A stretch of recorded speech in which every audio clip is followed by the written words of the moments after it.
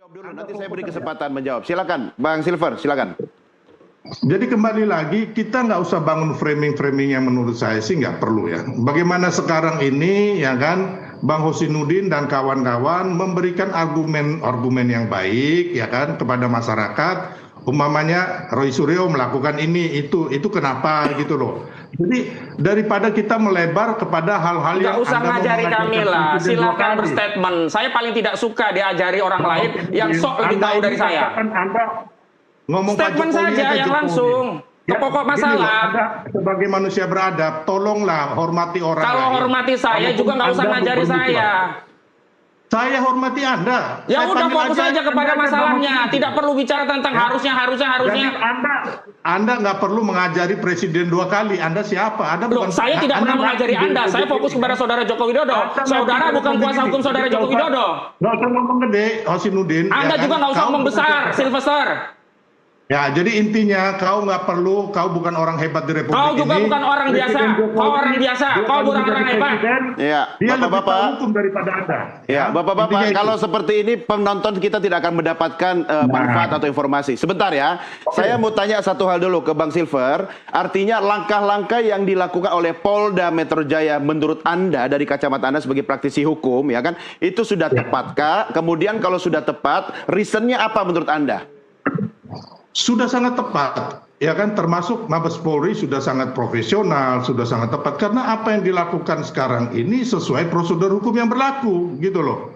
Nggak ada diistimewakan, makanya saya bilang tadi pemeriksaan di Solo, karena memang yang diperiksa banyak orang, mereka harus terbang ke sana, gitu loh. Terus kemarin itu memang Pak Jokowi dalam tahap pemulihan, ya kan, beliau diobservasi oleh dokter, memang bisa beliau katakanlah jalan di seputar Solo. Tapi kalau harus naik pesawat, ya kan ada orang yang ketika diobservasi itu dokter mengatakan nggak boleh.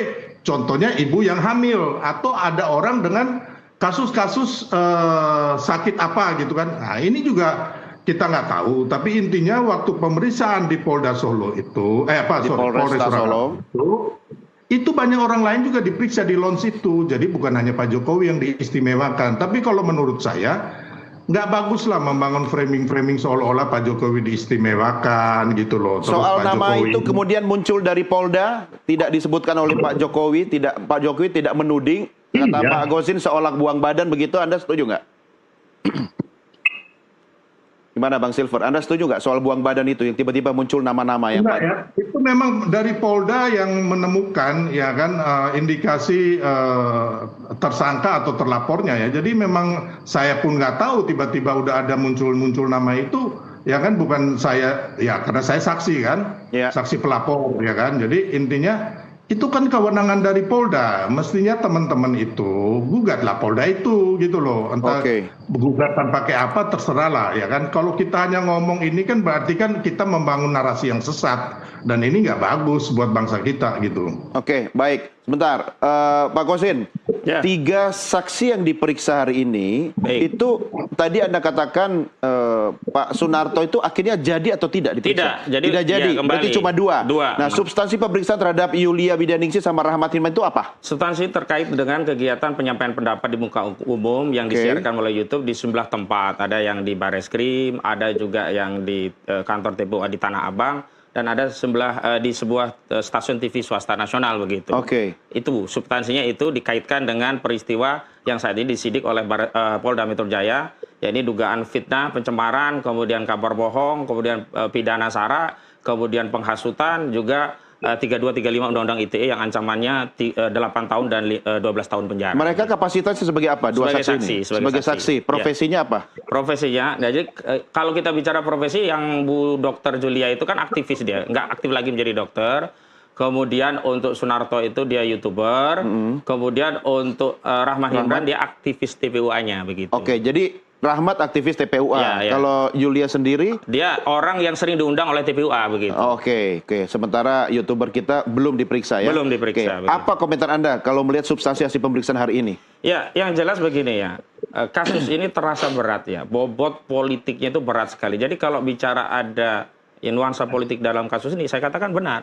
Tetapi politik yang dimaksud bukan politik orang besar yang ingin RI 2 berganti, bukan ya. Saya luruskan bahwa ada kekuatan dari orang yang secara de jure itu sudah tidak berkuasa, tetapi secara de facto masih menguasai institusi hukum kita, terutama institusi kepolisian. Dan kekuatan itulah yang digunakan untuk melakukan sejumlah tindakan meskipun dikritik oleh masyarakat yang ujungnya jelas memenjarakan warga negara, rakyatnya. Anda nuduh polisi di bawah kendali. Bukan nuduh, saya sebut saja polisi begitu. Masih di bawah kendali saudara Joko Widodo. Polisi juga mana mau dituduh kayak begitu. Oh iya, kalau mereka tidak mau ya silakan. Tapi ini analisa saya simpulkan bahwa institusi polisi hari ini masih di bawah kendali saudara Joko Widodo yang secara de jure bukan presiden, tapi secara de facto masih menguasai lini-lini institusi kepolisian kita. Iya. Kenapa Anda masuk ke ruang politik kalau kita bicara ini ranah hukum? Nah justru itu, kalau kita bicara penegakan hukum, itu adalah ranah hukum. Tetapi ya goodwill tentang kebijakan policy dalam penegakan hukum, itu ranahnya politik. Kenapa? Institusi hukum itu di bawah kendali otoritas politik. Iya. Otoritas politik ini yang punya kekuatan untuk membuat warna hukum kita itu seperti apa. Sayangnya hari ini ya institusi politik kita itu belum dikuasai secara penuh oleh seseorang yang hari ini menjadi presiden secara de jure. De facto-nya masih berbagi kekuasaan dengan saudara Joko Widodo. Dibuktikan dengan kasus ini semestinya tidak perlu atau tidak bisa naik ke penyidikan. Karena jelas ini kan terkait dengan penyelenggaraan kebebasan bernegara dalam konteks menyampaikan pendapat di muka umum.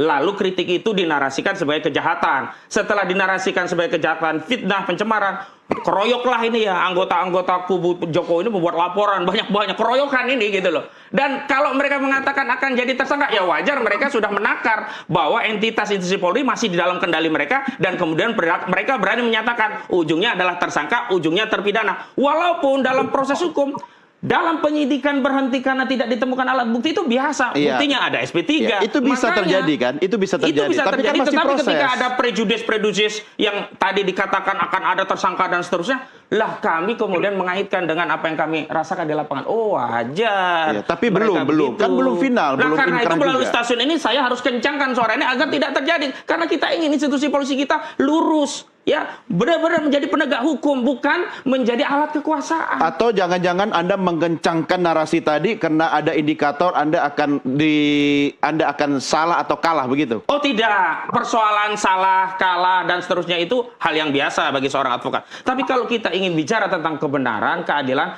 maka ada proses, prosedur dan substansi itu harus sejalan. Tidak hanya kita mengejar substansinya demi kebenaran dan keadilan, tapi proses tahapan dan prosedur itu diloncati. Misalnya dalam kasus pengungkapan penyelidikan naik ke penyidikan. Kan sudah ada proses gelar perkara khusus di Barreskrim, hasilnya belum keluar. Kok kenapa ini tiba-tiba naik ke penyidikan? Padahal kalau kita bicara logika sederhana, tidak mungkin ada pencemaran dan fitnah ijazah palsu sebelum dibuktikan ijazah itu memang asli. Sementara kasus yang berkaitan dengan penyelidikan ijazah yang asli tadi dilaporkan palsu belum selesai. Tadi Ijazahnya dikatakan katanya disita. kan game over ya. Nah justru kalau dalam tahapan prosedur penegakan hukum ini bukan game over, baru awal. Tahan dulu. Kesempatan sama saya berikan. Bang Silver, silakan. Komentar Anda. Ya, makanya saya bilang tadi, Bang, ini kan pengembangan, ya kan? Pak Jokowi dan teman-teman yang melaporkan itu memberikan video-video dari peristiwa yang terjadi. Nah, dari video-video itu tentunya penyidik, ya kan, melihat, oh ternyata ada yang ngomong begini, ya indikasinya mungkin fitnah atau pencemaran nama baik atau manipulasi undang-undang ITE lah, pengasutan lah. Makanya akhirnya ada nama-nama yang hari ini ya kan diperiksa juga sebagai saksi gitu loh. Jadi nggak ada Pak Jokowi juga melaporkan 3 nama ini, Yulia kah, Sunarko kah, Pak Jokowi. Pak Jokowi juga nggak tahu, kami juga nggak tahu ya kan. Tapi itu kan kewenangan daripada proses penyidikan gitu loh. Tapi yang kemudian menurut Pak Jokowi yang dianggap mencemarkan nama baik beliau dan melakukan fitnah, siapa sih Bang Silver? Ya kalau kita lihat sih ya Roy Suryo Rismond dan lain-lain ya yang benar-benar kita lihat indikasinya sangat kuat gitu loh. Tapi yang begini lagi, saya mau betulkan sedikit ya kan. Sebenarnya mereka ini menuduh ijazah orang palsu, makanya kalah terus. Kenapa? Mereka tidak mempunyai bukti ijazah yang asli ini, yang original ini mereka nggak pernah meneliti, ataupun ijazah palsu yang original. Yang diteliti Roy, makanya saya bilang sampai hari ini saya mengatakan bahwa penelitian dan pembuktian dari Roy CS ini kosong, nol besar. Kenapa? Yang diteliti itu adalah ijazah digital yang ada di media sosial. Yang itu Dan belum ini tahu tidak asli bisa atau palsu begitu. dijadikan alat bukti gitu loh. Yang benar itu adalah ijazah asli yang sudah diteliti oleh Laboratorium Forensik Mabes Polri yang hasilnya identik dengan 3 ijazah asli teman Pak Jokowi. Terus yang lebih membingungkan lagi, tuduhan ijazah palsu ini pertama ditujukan kepada UGM. Berarti yang dipalsukan sebelum tahun 2005 ketika Pak Jokowi nyalon wali kota. Tiba-tiba muncul lagi tuduhan ijazah palsu oleh Pasar Pramuka tahun 2012. Jadi ini sama sekali kosong gitu loh, Bang Hosinuddin ya. Jadi Anda harus membuktikan, Anda yang mendalilkan, ya kan, kalian yang menuduh orang, kalian harus buktikan dulu gitu loh. Nggak bisa seenaknya kalian menuduh-nuduh orang, memfitnah orang gitu loh. Terus habis itu kalian harus minta Pak Jokowi itu menunjukkan ijazahnya. Saya katakan lagi, nggak ada satu produk unggulan satu produk undang-undang di Republik ini mengharuskan seseorang itu memberikan informasi pribadinya, nggak ada. Termasuk Ya. tokoh Jadi memang nasional seperti mantan presiden begitu. Oh, itu waktu menjabat sebagai penyelenggara negara. Sekarang Pak Jokowi sudah bukan penyelenggara negara. Terus mereka mengatakan bahwa Pak Jokowi di Danantara. Menurut Undang-Undang Kementerian BUMN yang baru, ya kan, penyelenggara BUMN itu bukan penyelenggara negara. Itu udah clear. Ya, jadi kembali lagi, tolong terangkan kepada teman-teman itu apabila mau menuduh orang harus ada bukti dulu. Termasuk Tolong tuduhan kita Bang yang Kozin, dijerat. Bang Silver bahwa Presiden Jokowi adalah presiden de facto. Kita punya de jure dan de facto, begitu? Kan itu kan anggapan dia aja, ya kan. Kalau umpama semua orang beranggapan begitu, sakit semua Republik ini, ya kan. Kita sekarang presidennya adalah Bapak Prabowo Subianto. Pak Jokowi itu hanya mantan presiden dan orang biasa. Intinya itulah, ya kan. Jadi kita jangan lagi menarasikan hal-hal yang menurut saya itu nggak benar gitu loh. Oke. Setelah pemeriksaan ini langkah selanjutnya apa? Sebentar, saya mau komentari. Saya Ya. sangat apresiasi kepada saudara Sylvester ini. Saya beri predikat Sylvester itu lebih kesatria. Berani sebut siapa sih yang mencemarkan itu, Roy Suryo, Rismond, dan yang lainnya. Padahal bukan dirinya yang dicemarkan. Ketimbang saudara Joko Widodo yang berlindung di balik melaporkan peristiwa tanpa menyebut nama. Ya. Itu yang pertama. Berlindung atau mungkin bagian dari strategi hukum? Saya tidak tahu. Yang jelas dia tidak gentleman, tidak berani tunjuk hidung. Masih hebat Sylvester, berani tunjuk hidung.